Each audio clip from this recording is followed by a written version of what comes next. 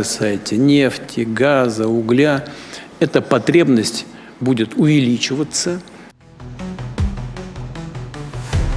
ন্যাটোতে Russia হামলা চালাতে পারে।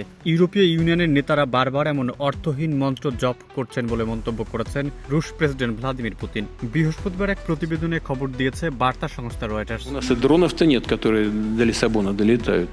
তিনি পরামর্শ দিয়েছেন এসব আশঙ্কা ছড়িয়ে জনগণকে বিভ্রান্ত না করে নিজেদের অভ্যন্তরীণ সংকট মোকাবিলায় মনোযোগী হওয়া উচিত। বৃহস্পতিবার ভালদাই ডিসকাশন ক্লাবের বার্ষিক সভায় ভাষণ দিতে গিয়ে পুতিন এ মন্তব্য করেন। তিনি বলেন, এটা সম্পূর্ণ অকল্পনীয় ধারণা। ইউরোপীয় নেতারা যদি সত্যি মনে করেন রাশিয়া ন্যাটো আক্রমণ করবে, তাহলে তারা হয় অযোগ্য, না হয় নিজেরা বিশ্বাস না করেও জনগণকে ভিন্ন কিছু বোঝানোর কারণে অসৎ।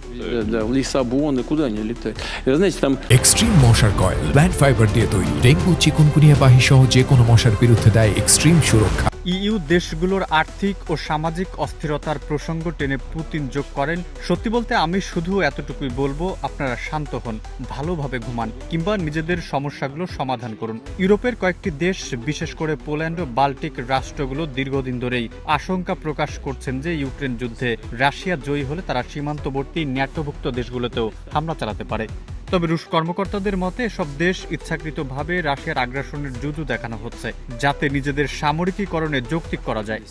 будет увеличиваться, а значит, никуда не деться.